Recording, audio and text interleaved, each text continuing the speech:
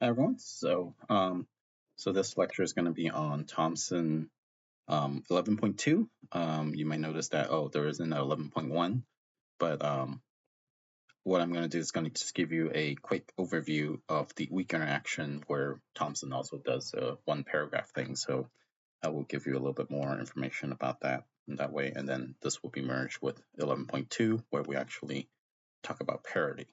Okay. So let's review what we learned so far. And move my stuff in the right place. Okay. Right. So far we've been dealing with quantum electrodynamics, right? Stuff that has to do with electric charge over here, right? And then quantum chromodynamics, the strong or slash color charge, right? Things aren't actually color, but they are. It's a good analogy to the RGB color that we used for vision. Okay. And so quantum electrodynamics, most of the stuff we've been dealing with, right, is the electron, right? We've been scattering them off proton. The same thing governs all the charged particles, but what we primarily deal with is actually, right, these electrons up and down, and then the photon, right? So that's what that deals with most of the time. Okay. For quantum chromodynamics, right, we also deal with the gluon, right? And then this affects basically all the quarks, okay? Notice that I'm not circling the muon and the tau because we haven't really explore how they actually interact or how they decay and stuff like that, which is what this chapter is going to be about. Okay, sorry. This chapter is going to start talking about. All right, so one thing that is missing, I mean, I can even just box all the charged leptons also. One thing that is missing, we haven't really talked about, are all this stuff down here, right? The neutrinos, the Z, the W, and the Higgs boson. Okay. And all of this is going to be in the realm of weak interaction.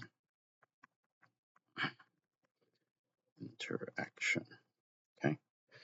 So one of the neat thing about the weak interaction is that it is the only interaction that allows you to change flavor, right? Or jump generations or jump types of quarks, makes a neutrino into an electron into a neutrino.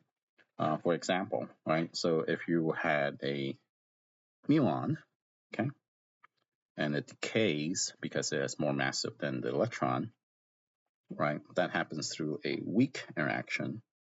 So let's say you have a muon here, right? Be a minus traveling along, right? It'll change into a muon neutrino, and this is actually a W, since this is negative, this will be a W minus, right? And this will be an electron neutrino, oops. And then an electron. Since this is a particle, this has to be the antiparticle. So that's how you get muon decay. So the stuff you probably learned about in modern physics. The other thing it does is also, right, it can change flavors. Okay. So let's say you have a strange quark, right? Usually it's not free floating around. It's bound inside some meson or baryon.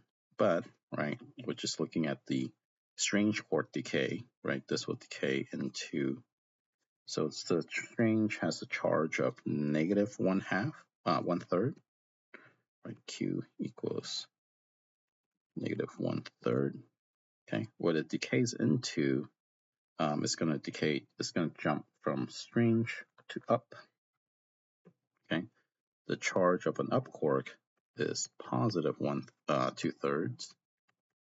Okay, so negative 1/3, positive 1/3. So the thing that has to come out here in order to conserve charge, because you started with negative 1/3, right? You have to end up with negative 1/3 at the end. So if you add -1 to that, then you would get negative 1/3. So you actually get a W minus here. Okay. And let's say this W minus, decay into an electron and a muon neutrino. Okay. Right. So if we add up the charge, let's go over here, right? We started with -1/3, right? The end result is an up quark, which has a charge of 2/3, an electron, which has a charge of -1, and then a neutrino, which has a charge of 0. So this will end up at -1/3. That way, these processes also conserve charge. So those are mostly the ones that has to do with the W boson. There's also ways for things to interact via the Z boson. Primarily, this is actually what's known as electron scattering. So, neutrino scattering. So if you have a neutrino coming in, right, it can emit a Z boson. Okay. Let's say it's an electron neutrino. And one of the rules about Z boson is that the flavor cannot change. Okay. Flavor stays the same. Okay. And this can scatter off anything that has mass. Okay. So for example, maybe you have a muon neutrinos. Okay. And they're just scattering off each other. So it's two neutrinos scattering off each other. Okay. These are known as neutral current. Ooh, can't write that. Neutral current. Okay. These are known as charge current. Okay. Hopefully the why they call that makes sense. You have a W minus or plus, which has a charge. That's considered a charge current. A Z has no charge, therefore does not carry the electric charge, so therefore it's a neutral current. Okay. And we're going to take a couple of chapters, 11 and 12, to basically learn about the weak force and how what are the processes that are allowed in the weak sector. In order to understand the weak sector, we have to first really understand parity, because the weak force actually violates parity. Okay, so it's really important for us to cover this first. Okay, the way you want to think about parity, and it's not the best analogy, right, is that parity is kind of the mirror image. Okay, where I like to show this picture of a cat, where you have a cat, right? Let's say you're looking at this left paw, left paw, right? In the mirror image, right, it looks like it's right paw, right? So if you're looking at it from the other universe, this looks like the right paw. This looks like where this is actually a left paw. So left becomes right in the mirror image. This doesn't actually work completely, because in a parity transformation, you're also flipping the z-axis, not just the x and y axis. Okay, so what's really happening when you apply a parity operation is that, well, we're going to make psi into some sort of new psi, okay, where the psi is actually the parity operation on the original wave function, okay, and therefore, and that parity function basically negates all of the x, y, z components. So, x here, right, is the vector. So it has x component, y component, z components, right? So let's say, your original x vector was, I don't know, 10 minus 5 in some units, okay? Therefore, negative x will be just -10, -10, +5, okay? Whatever that happens to be, okay? Neat thing about the parity is that if I was to apply the parity operation twice, right? Let's say I do this again. I apply another parity operation, right? You get negative times negative, and hopefully you're going to see this, right, just mathematically, right? These two actually cancel each other out to get positive, and then you can even see it in the vector where it becomes, right, you get the 10, 10, minus 5, right? So this goes back to the original. Therefore, applying the parity operation twice gives you no operation.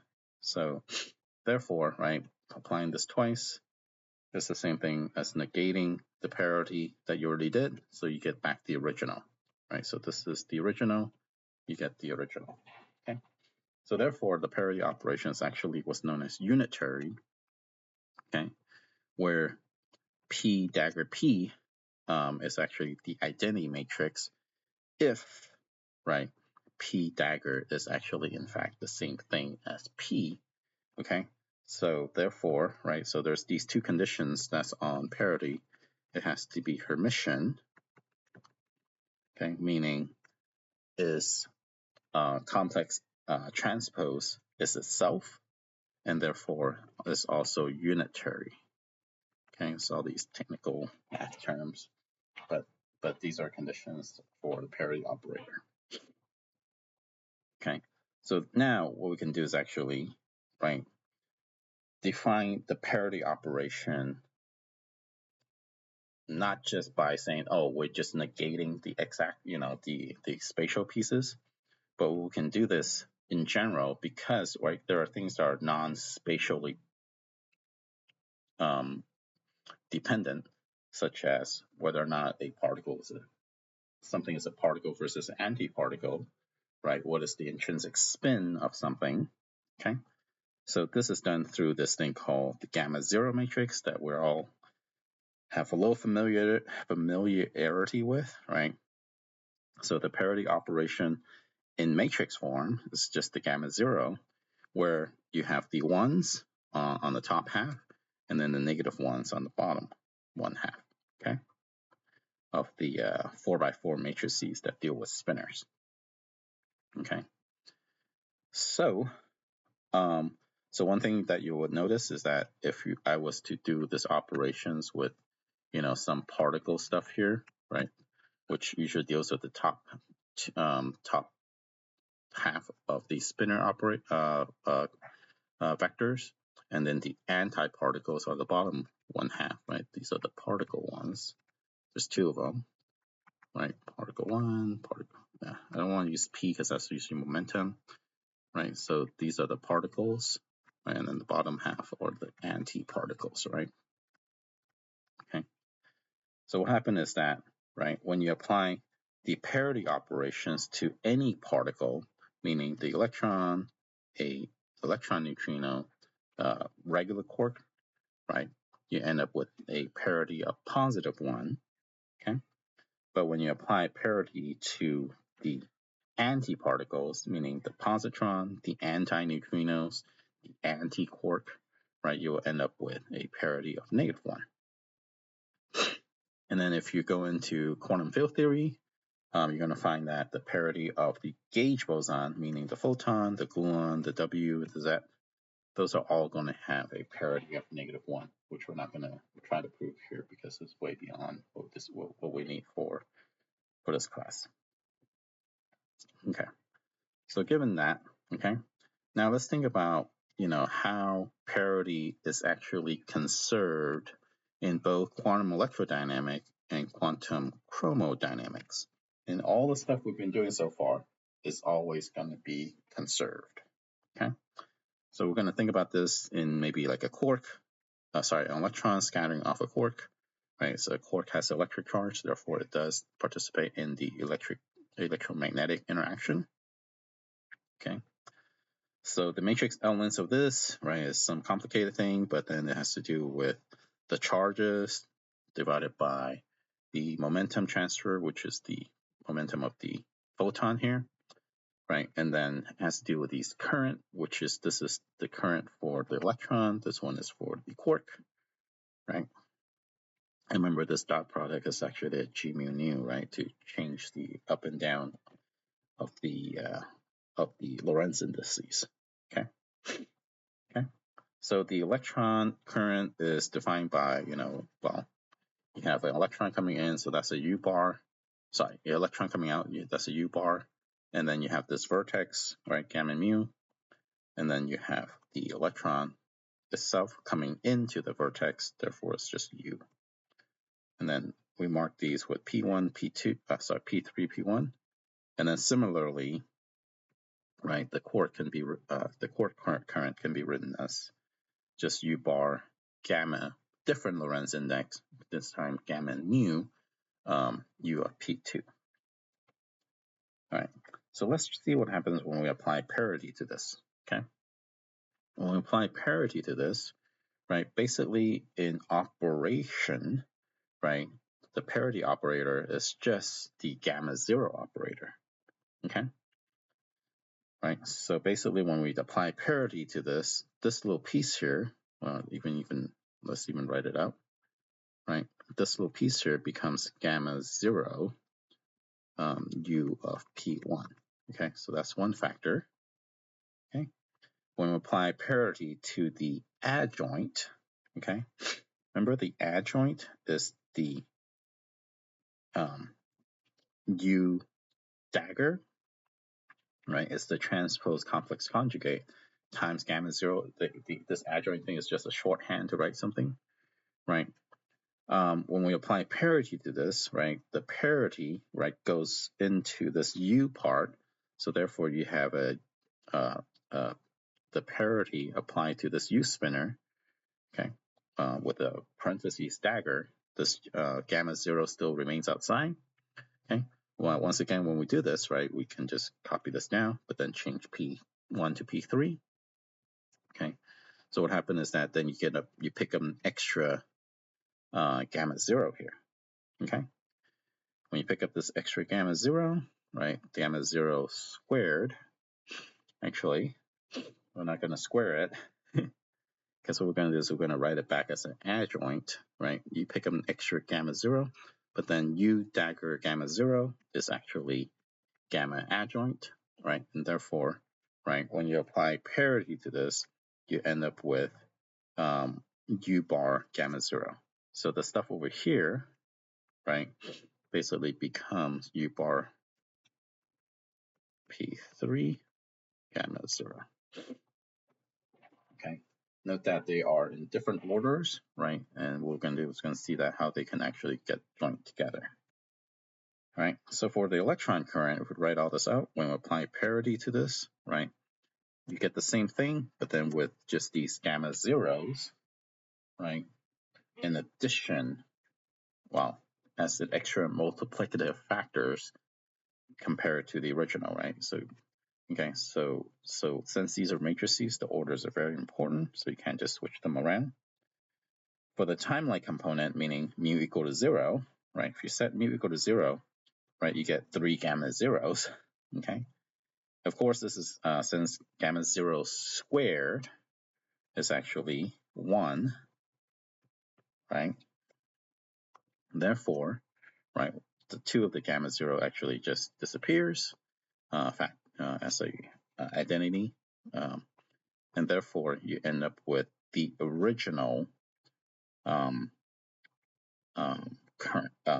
mu equal to 0 component, okay? Right, remember this is the same, okay? Stays the same.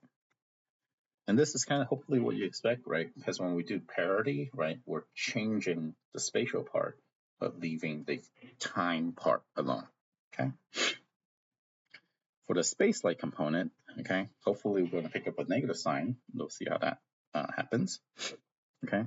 So for k equals to 1, 2, and 3, in this case, right, gamma 0 and gamma k, right, gamma 0 and gamma 1, or gamma 2 or gamma 3, right, those do not commute.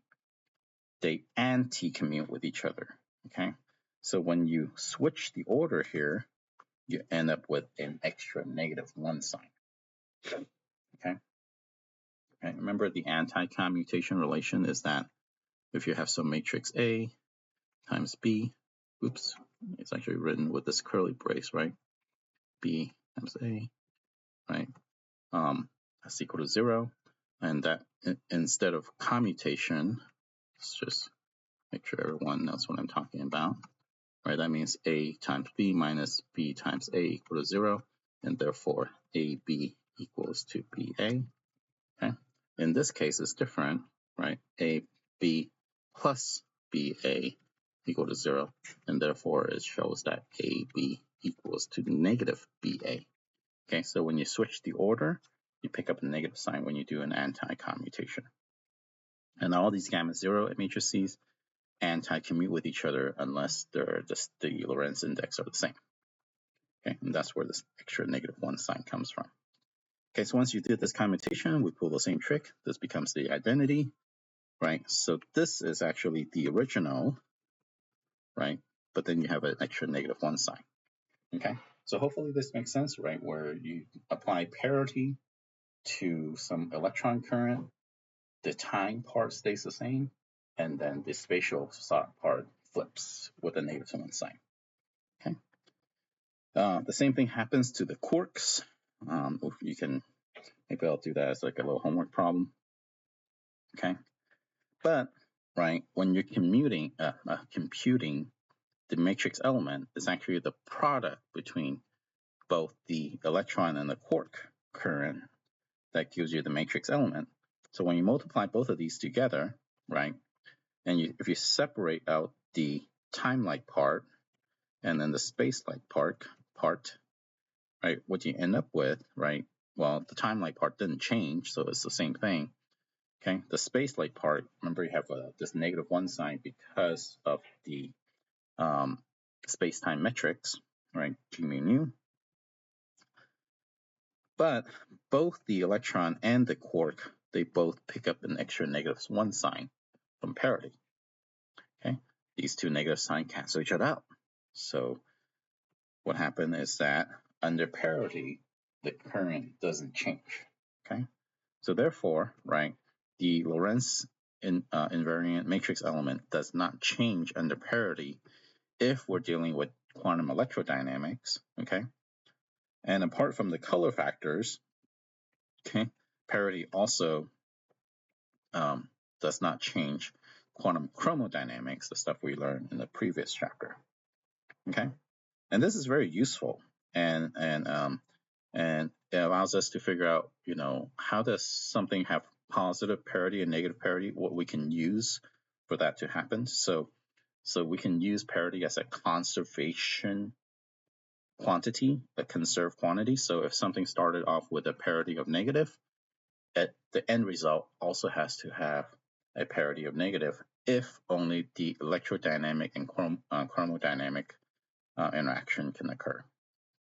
So this is a really cool example where if you go look in the PDG, so you know, you can just go pdg.lbl.gov, right, and you look up the information for row 770. So this is a meson, the row meson, and then you look up the information for the eta meson. So this is the lightest one, okay, not the eta C that we dealt with last chapter, which has a charm quark in it.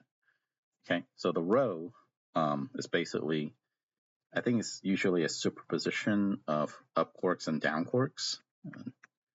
Okay, let me just look that up, double check. Okay, so it's actually a minus sign between them, but it's just because the anti-symmetric wave function that's needed for them. Okay, well, looking at them, okay, these two are very similar to each other, right? They're made of the same stuff. So what's the difference between them? Okay, so row 770, the name indicates that the mass of the row of this, right, is about 770 MeV. Let's go over here, right, where the mass of this lowest resonance meson, eta, right, has a mass of 548 MeV. Okay, slightly different in mass between. Okay, why is there this different in mass? Well, why are they called different mesons? Okay, it's because this J value here, I'm going to highlight that. Okay, is 0 for the eta and 1 for the row. So the J is actually the angular momentum of this meson. So that means if you have these two quarks, they're just actually the The eta has the lowest angular momentum value, so they're still rotating, but as slow as possible. But then the rho is the next one up, has a higher angular momentum by 1, okay? By 1, okay? I'm going to highlight a couple of other things on here. I know there's a lot of letters and stuff like that. We're just going to deal with the J and the P. Okay, let's highlight this in the blue color. Okay, the P here indicates the parity, because that's what we're talking about. So they both have negative parity. Okay, meaning when you swap the x, all the spatial part, it turns out to be a negative of itself, meaning it's like the negative wave function of itself. Okay, all right. Both of these are more than twice the mass of the pion. Okay, so that means if you have something that's more than twice of the mass of something, right? So you can have a rho, then that can decay into 2, maybe a pi plus, pi minus, right? Or if you have an eta, it should be able to decay into pi plus, pi minus also. They both should be allowed, okay?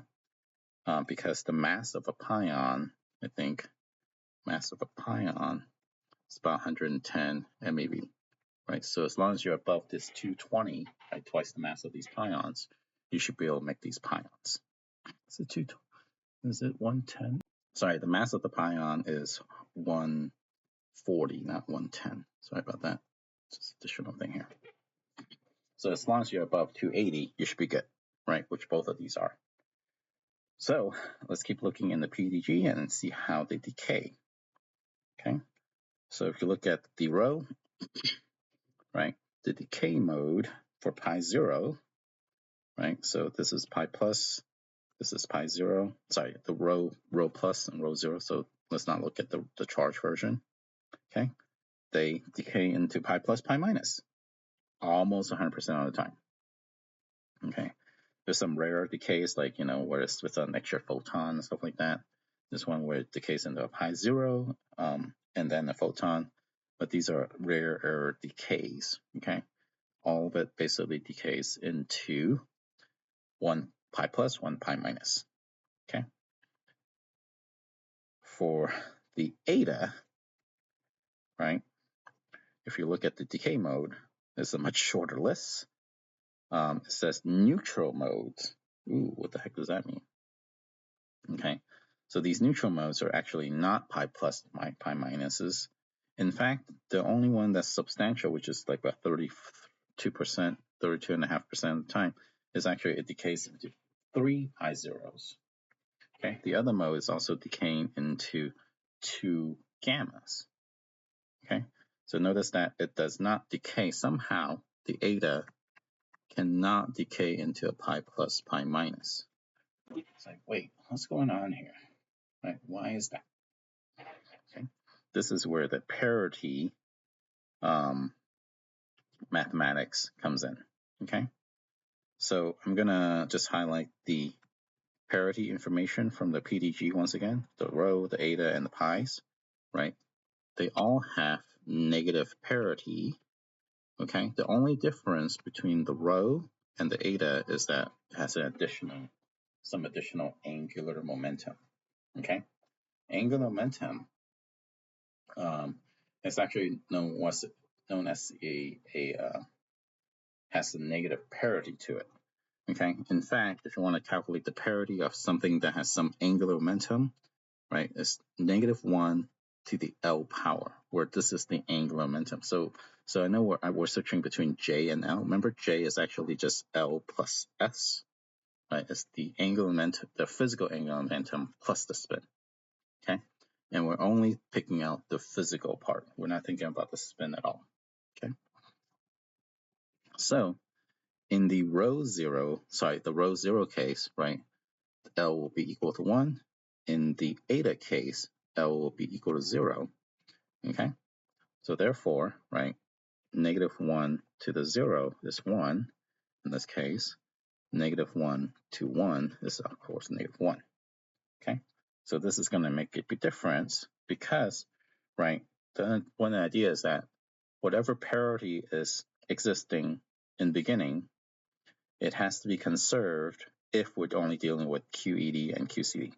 Okay, so the parity of a row 0, as we saw up here, right, is -1.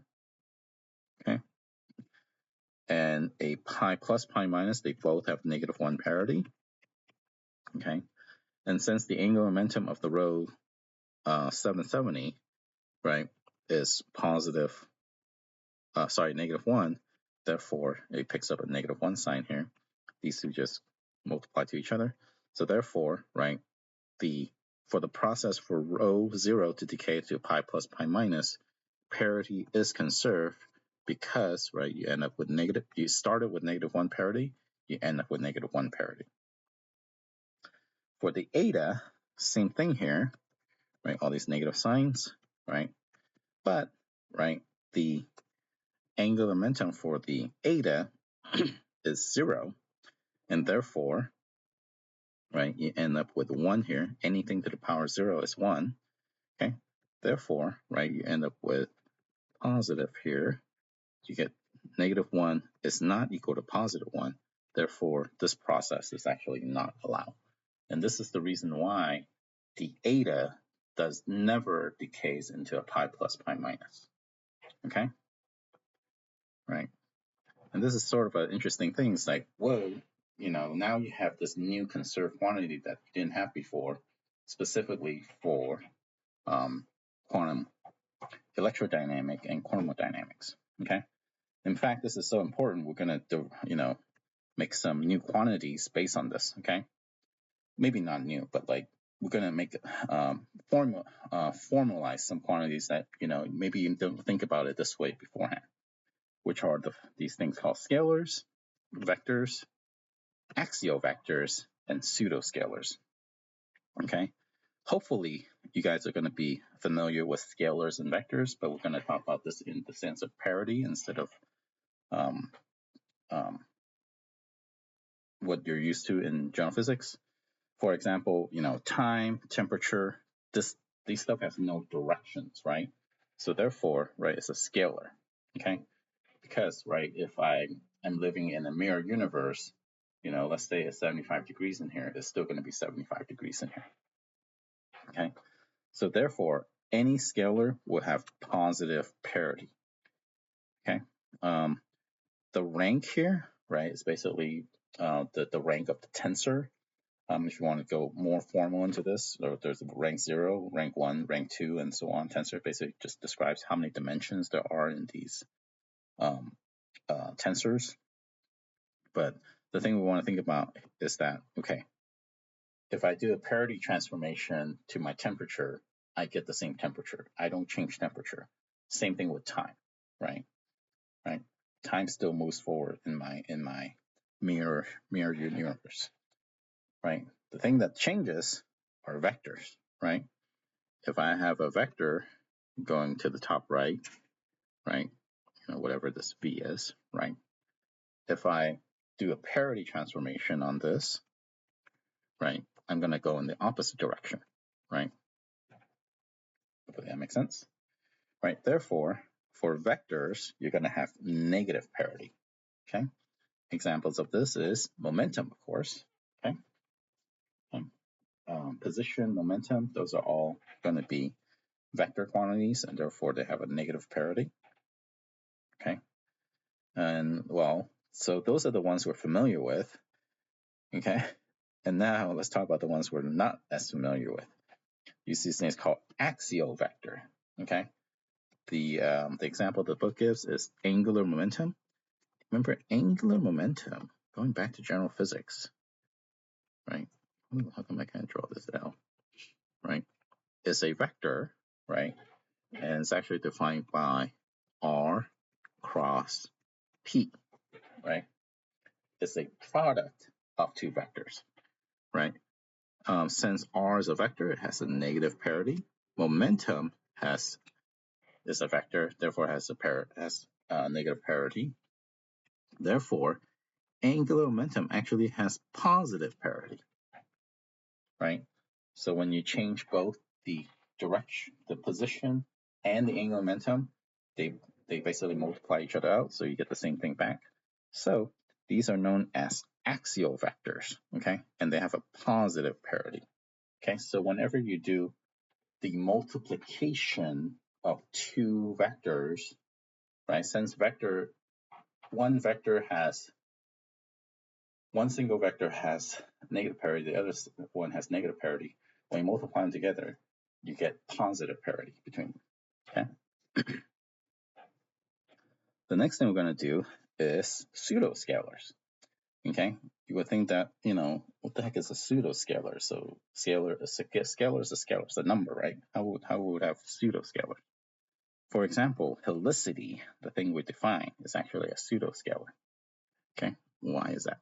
H is equal to S dot P, okay? A dot product, right, between two things. So the result is just a number, right? When you do a dot product between two things. Momentum has negative parity. Spin, since it's an intrinsic property, it has, no physical changeness to it, right? Has a positive parity, right? So therefore, helicity actually has a negative parity. Weird, right? So there are some numbers, right? When you go to the mirror universe, it does flip itself. In this case, the mirror universe flips helicity, okay? Right? So how does that affect what we're doing right now? Okay, so let's talk about parity violation in beta decay. Okay, so when we apply parity, right, it's supposed to be conserved for quantum electrodynamics and also quantum chromodynamics. And we would think, oh, that makes sense. So maybe it would conserve everywhere, right? And this was actually found out not to be true in the they won the Nobel Prize in 1957, but I think they probably did the work a little bit before that. I think it was like the early 50s. By they, I mean not Dr. Wu, who's actually the lead scientist in this experiment. It's actually her colleagues, who are both men, won the Nobel Prize, where she did not.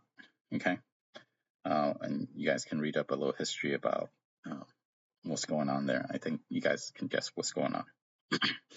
So she studied the decay of cobalt-60. Okay, cobalt-60 decays via a weak decay, where the cobalt turns into a nickel in an excited state, and during this process, it'll spit out an electron and an anti-neutrino. Okay, if we want to dive into it, okay, what's actually happening is that the cobalt, right, has a bunch of protons and neutrons in it. Okay, and it's actually, let's say, so that's I'm trying to remember. It's gonna decrease the atomic number by 1. So inside cobalt, right, there's a bunch of protons and neutrons. I'm not even going to draw all of them. There's 60 of them total. Okay, and inside one of these protons, right, are 2 up quarks and a down quark. Okay, and one of these up quarks is going to come out. Well, it's going to change. I'm going to draw this whole. Pretend this is inside the proton. Okay, I have a giant proton. Okay. These don't do anything. This one, right, spits out a W. It's going to spit out a W plus, right? Actually, it has to be a W minus.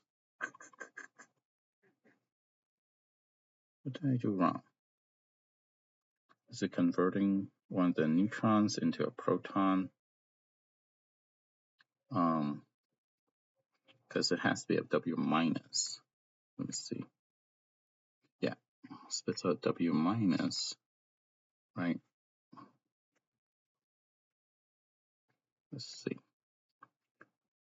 Maybe it's the neutrons that's actually decaying. Yeah, it's the neutron decay. So you have a down, you have a down, you have an up.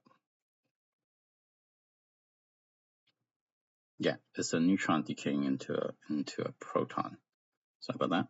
Okay, so this down quark, right? This down quark and this up quark doesn't do anything, but this one spits out a W minus, and this W minus decays into electron and an anti-electron neutrino, and this, right? So this is minus 1/3. So whatever comes out here has to be positive 1/3, and this turns it into an up quark.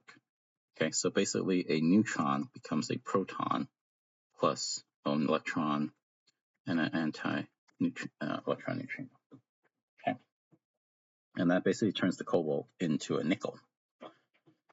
Okay, so, well, I mean, this happens, nuclear radioactive decay happens, right? Why is this interesting? For parity, okay?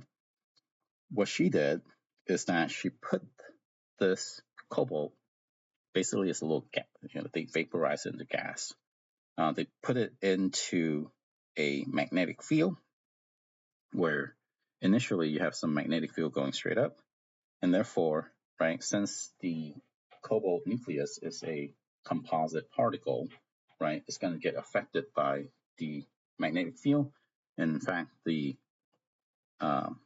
magnetic moment, this mu, it's not a muon, magnetic moment, right, is going to align with the magnetic field in order for it to minimize energy. When you have a magnetic field, if you have something that has a spin to it, the spins will align to the magnetic field to minimize its energy. So she prepared all these cobalt atoms, right, where magnetic moment is pointing straight up. Okay, all right. So that's interesting. And then basically what happened is that the electrons will come out, right, in, you would think, in a random direction, right? Because in this process here, right, I didn't tell you anything about the directions of these electrons. And what she did, okay, is that, right, let's even look at the data, okay? Let's go down here, okay? So I think up here, right, so here is where we have the magnetic field pointing up as a function of time, okay? What happened is that she saw that, well, let me describe the parity version of it first, because there's actually two sets of data, okay? Right, so you would think that, right, during this decay, right, since we're not, the electrons doesn't really care about it's going to get affected by the magnetic field after it comes out, but, for now, right, the direction it comes out is not going to be chosen by the magnetic field. And what she did is basically did a parity transformation, where by parity transformation, I think it's probably easier to explain if we just say, oh, we just flip the magnetic field, and then this, mu actually points downward now because it's to minimize the energy. When she did that, okay, she saw a difference. Okay, so this is data from her actual paper, where as a function of time, different times, she was counting how many electron comes out in a particular direction, okay, right, where the magnetic field, so this is the original setup, and this is the parity setup, okay? So when you did this flipping of the magnetic field, what happened is that the electrons come out at a different rate. Let's say the detector happens to be, located here, for example, right? So she was just getting much fewer electron coming out in that particular direction, which is weird. Okay, and this is because since, right, in order for this to happen, this neutron, DU, right, has to interact with the weak force, right? And therefore, right, the only way for this process to happen is through the weak force, and parity is actually not conserved in this weak interaction. Okay, and we're going to see how that actually works out mathematically in the next couple of sections.